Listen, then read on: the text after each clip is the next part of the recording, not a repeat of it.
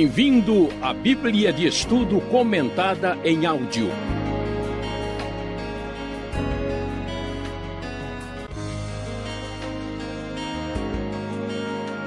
Estudo 51, baseado em Êxodo 13 e 14. Meus prezados ouvintes, nós vimos como Deus libertou o povo da escravidão do Egito e vimos como foi instituída a comemoração da Páscoa no programa anterior. Logo em seguida, Deus solicita a Moisés que todos os primogênitos, todos os filhos mais velhos devem ser consagrados ao Senhor. Deus exige que o povo demonstre de maneira concreta a sua dedicação, o seu reconhecimento de que Deus, de fato, é adorado como um libertador, como aquele que fez algo extraordinário em favor do seu povo. E nesse relacionamento com Deus, eles comemoram uma semana de pães sem fermento, que se tornou importante na tradição judaica. E conforme o texto da Nova Versão Internacional, nesse período, vemos no versículo 8 do capítulo 13, o texto que diz: "Nesse dia cada um dirá a seu filho, assim faço pelo que o Senhor fez por mim quando saí do Egito. Isso lhe será como sinal em sua mão e memorial em sua testa, para que a lei do Senhor esteja em seus lábios, porque o Senhor o tirou do Egito com mão poderosa. Cumpra essa determinação na época certa de ano em ano." E o texto prossegue: "Depois que o Senhor os fizer entrar na terra dos cananeus e entregá-la a vocês, como jurou a vocês e aos seus antepassados, separem para o Senhor o primeiro nascido de todo o ventre. Todos os primeiros machos dos seus rebanhos pertencem ao Senhor. Resgatem com um cordeiro toda a primeira cria dos jumentos, mas se não quiserem resgatá-la, quebrem-lhe o pescoço, resgatem também todo o primogênito entre os seus filhos. No futuro, quando seus filhos lhe perguntarem que significa isso, digam-lhes: com mão poderosa o Senhor nos tirou do Egito, da terra da escravidão. Quando o faraó resistiu e recusou deixar-nos sair, o Senhor matou todos os primogênitos do Egito, tanto os de homens como os de animais. Por isso sacrificamos ao Senhor os primeiros machos de todo o ventre e resgatamos os nossos primogênitos. Isso será como sinal em sua mão e símbolo em sua testa de que o Senhor nos tirou do Egito com mão poderosa." Como vemos, o Deus do livro de Êxodo, o Deus que aparece na Bíblia, é um Deus que intervém na história. Um Deus que age em favor do seu povo, como ele fez, livrando Israel da escravidão. E Deus então solicita que o povo reconheça isso de maneira concreta e reconheça, demonstrando de uma maneira custosa. O primogênito certamente é aquele mais amado, mais esperado dentro da família. O animal mais velho que nasce do rebanho, do gado, certamente é bastante esperado e é o primeiro fruto da produção esperada que dê uma espécie de retorno econômico para aquele que cuida, que tem os animais. Então Deus exige essa demonstração de gratidão e de culto pelos seus atos poderosos através da história. O Deus que agiu na história é um Deus que também vai solicitar que o seu poder seja lembrado concretamente através da prática na própria história. Por isso há esse memorial. Assim como no Novo Testamento nós nos lembramos do que o Senhor fez por nós através da ceia do Senhor, através da ceia instituída por Jesus, da mesma forma aqui a libertação é lembrada pela festa comemorada pelos israelitas e pelos sinais permanentes na mão e na testa que muitos judeus religiosos conservam até hoje. E então, terminando esta parte do livro de Êxodo, agora nós temos a transição, quando esse livro que fala sobre a presença de Deus no meio do seu povo, até agora destacou o Deus cuja presença traz libertação. Agora que o povo está sendo libertado, a partir daqui, a presença de Deus não será simplesmente libertadora, mas uma presença que trará direção, uma presença que dirigirá, que guiará o povo através do deserto do Sinai na direção da terra prometida. E então, o final do capítulo 13, começa a discussão, começa a apresentação de como o povo deixa a terra do Egito na direção da terra prometida. O texto da NVI nos diz no versículo 17 que quando o faraó deixou sair o povo, Deus não o guiou pela rota da terra dos filisteus, embora este fosse o caminho mais curto, pois disse, se eles se defrontarem com a guerra, talvez se arrependam e voltem para o Egito. Assim Deus fez o povo dar a volta pelo deserto, seguindo o caminho que leva ao Mar Vermelho. Os israelitas saíram do Egito, preparados para lutar. E o texto bíblico prossegue, mostrando como a presença de Deus sustentou o povo nesse caminho. Os israelitas partiram de Sucote e acamparam em Etã, junto ao deserto. Durante o dia o Senhor ia diante deles numa coluna de nuvem para guiá-los no caminho, e de noite numa coluna de fogo para iluminá-los, e assim podiam caminhar de dia e de noite. A coluna de nuvem não se afastava do povo de dia, nem a coluna de fogo de noite. Deus está na direção da história, Deus abençoa e dirige o seu povo, as coisas estão caminhando certo, Deus preserva o povo de ir por um caminho aparentemente mais atraente, mas, meus queridos ouvintes, preste atenção, as coisas boas não irão muito longe, os problemas estão chegando. O texto bíblico, conforme lemos na NVI, vai nos mostrar que os egípcios, liderados por Faraó, ficam arrependidos, estão absolutamente sentindo a falta dos hebreus que trabalhavam para lhes dar lucro. E então o Faraó, agora com o coração endurecido, conforme lemos no versículo 4, resolve partir na direção dos israelitas, do povo que sai do Egito. O texto sagrado nos diz palavras assustadoras no versículo 8. O Senhor endureceu o coração do faraó, rei do Egito, e este perseguiu os israelitas que marchavam triunfantemente.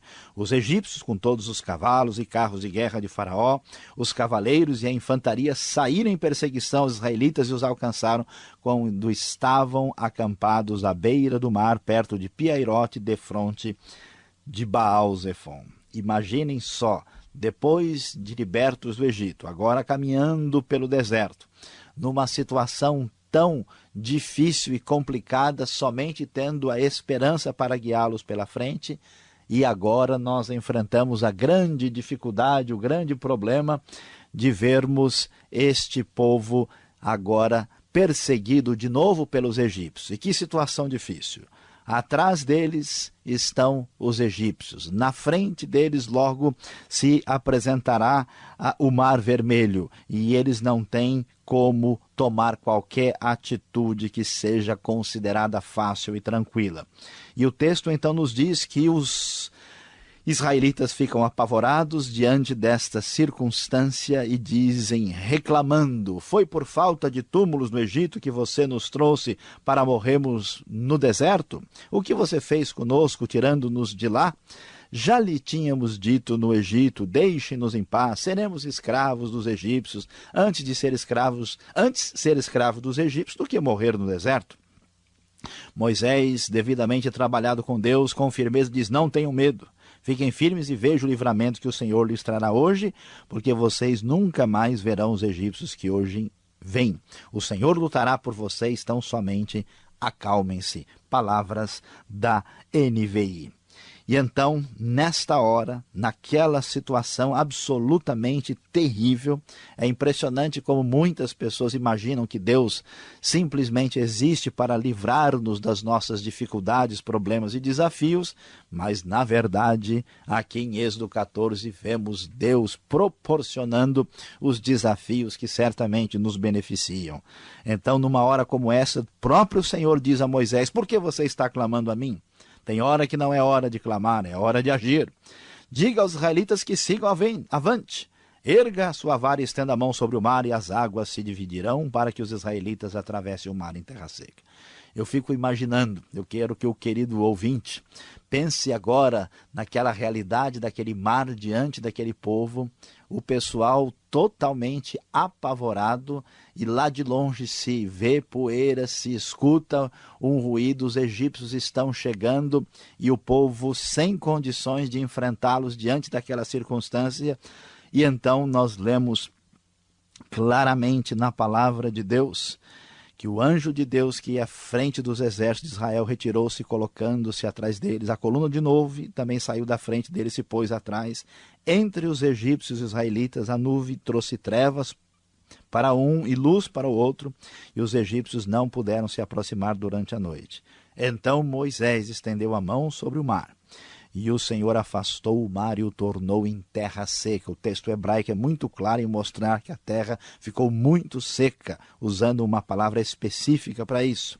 E o vento oriental soprou toda aquela noite, as águas se dividiram, e os israelitas atravessaram pelo meio do mar em terra seca, tendo uma parede de água à direita e outras à esquerda.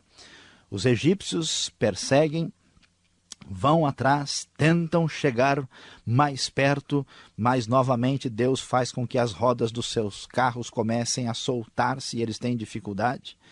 Os egípcios, então, apavorados, dizem a frase mais importante de todo esse trecho: vamos fugir dos israelitas.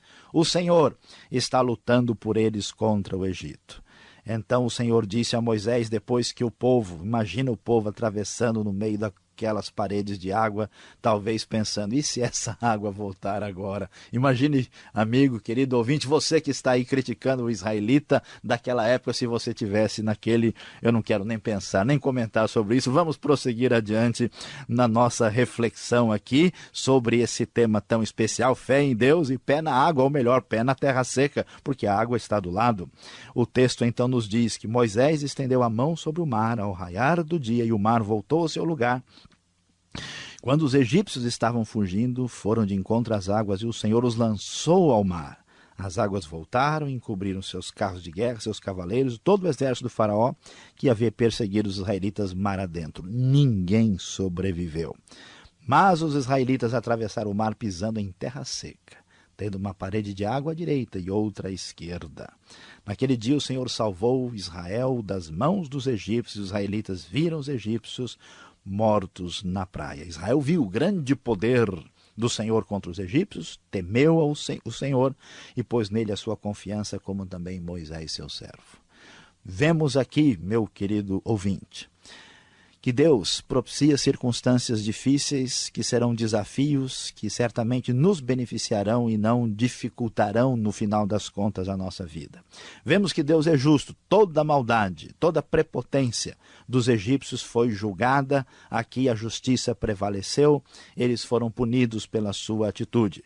Vemos que o texto nos informa e nos diz claramente que o poder pertence a Deus. Nem Faraó, nem os deuses falsos do Egito podem de qualquer forma tentar enfrentar ou contrapor-se ao Deus verdadeiro, ao Deus de Israel. E vemos que Deus não só liberta o seu povo, conduz a história e está presente no meio do seu povo. Louvado seja o nosso Deus.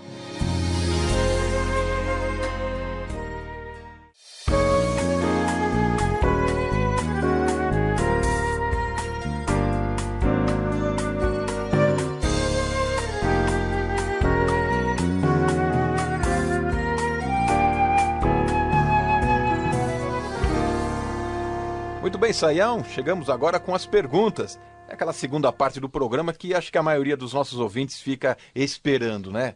E talvez fazendo as perguntas que aqui nós alistamos. E eu já venho com a primeira. Esse sinal na testa, na mão, esse símbolo que aparece com os judeus, o que vem a ser isso? Está lá no verso 16 do capítulo 13, Saião. Bom, Alberto, muitos estudiosos da Bíblia entendem esse texto de maneira não literal, como se fosse uma figura de linguagem tentando falar da importância do que está acontecendo. No entanto, a tradição judaica sempre entendeu isso como algo bem literal. Então isso não imediatamente, mas posteriormente, porque nós não temos assim os detalhes do que aconteceu lá, nós temos apenas a menção no texto bíblico.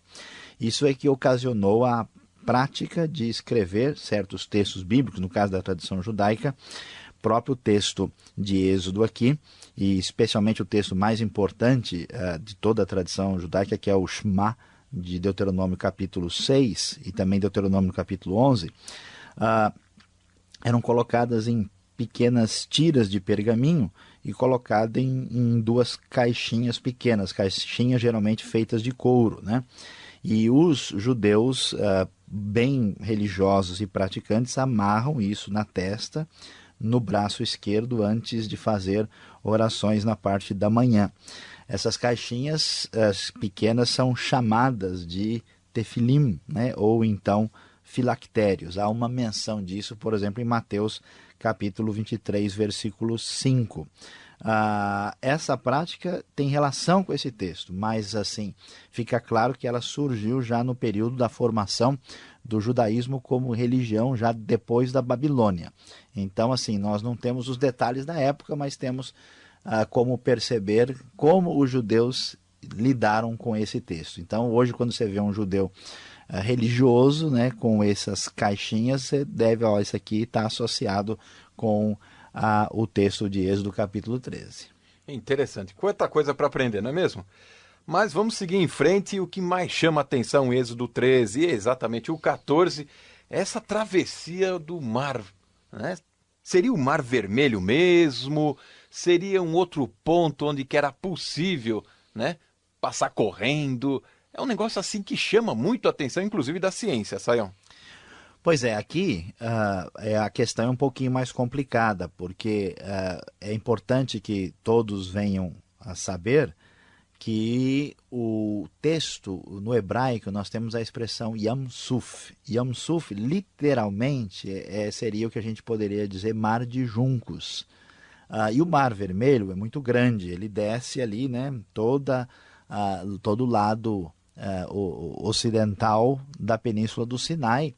E se foi exatamente no que nós conhecemos como Mar Vermelho hoje, então isso teria sido mais ao sul. No entanto, antes de chegar ao Mar Vermelho, tem algumas lagoas, são lagoas grandes, né? São lugares assim que se imagina que tenha sido possível fazer a passagem por ali. Alguns até colocam um pouco mais ao norte. Então, é importante entender que Mar Vermelho é algo muito genérico. O texto hebraico, na verdade, usa uma expressão que ficou tradicionalmente chamada de Mar Vermelho, mas literalmente é o Mar de Juncos. E nós não temos o ponto exato da travessia, né? Isso pode ter sido um pouco mais acima ou um pouco mais abaixo. A maior parte dos especialistas imaginam que não foi um pedação enorme de mar, né? Porque isso até seria algo bastante improvável em termos de tempo, de caminhada, tudo isso que o texto diria que o pessoal passou uma semana atravessando, né? E a ideia é que é um lugar que dá para passar com uma relativa rapidez, provavelmente uma região um pouquinho mais ao norte ali, onde não temos uma quantidade de água tão grande como mais ao sul, onde o mar realmente fica bem ampliado. Mas cá aqui entre nós dois, que ninguém nos ouça, né? Ele abriu mesmo, Sayão? Porque, veja, o mar abrir é uma coisa assim de chocar qualquer um, né? E falar, meu Deus, que Deus é esse, né? Pois é, Alberto, vamos ver aí, quem sabe, será que os microfones estão ligados mesmo? Essa é uma questão difícil, né? Muita gente tem falado, será que é exagero da Bíblia? E aí nós entramos numa questão importante, veja bem. A mentalidade de grande parte das pessoas de hoje é uma mentalidade que a gente chama de naturalista e humanista, ou seja, eu só acredito naquilo que é feito pelo próprio homem e também acredito somente naquilo que eu posso compreender e entender a partir dos métodos ligados às ciências naturais. É importante ressaltar que a Bíblia tem uma perspectiva diferente, quer dizer, a pessoa decide se ele crê ou não crê. Mas a Bíblia deixa bem claro que Deus existe como ser transcendente acima da realidade humana e que ele intervém. E quando ele intervém, isso muitas vezes se manifesta como algo milagroso e extraordinário. Do ponto de vista do texto, o texto quer afirmar que houve um milagre extraordinário. O que significa isso? Por exemplo, primeiro que deixa claro que houve uma espécie de participação de elementos conhecidos, naturais em volta. Então tem um vento que está passando lá. O texto é detalhado em dizer que fica uma parede de água à direita, outra à esquerda. O texto não é assim muito colorido, com ideias assim absurdas. Depois o povo pisou em terra seca. A palavra yabashá, que vem no radical, né, que dá o adjetivo yavesh, quer dizer terra seca mesmo, né? A ideia é que o pessoal está pisando em algo que está assim, sem água, não é um monte de lama. Tal. Então a ideia do texto é que é algo extraordinário.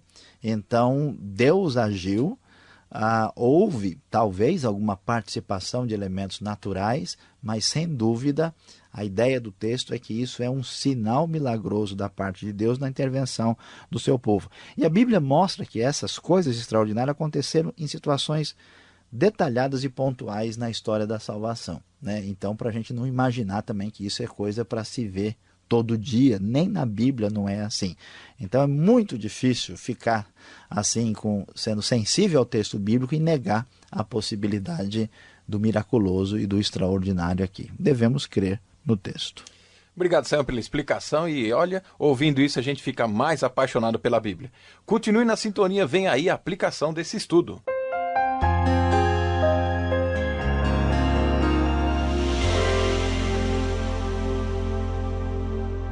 Hoje, quando estudamos Êxodo capítulo 13 e também capítulo 14, falando sobre fé em Deus e pé na água, temos uma lição extraordinária que podemos tirar desses capítulos das Escrituras Sagradas.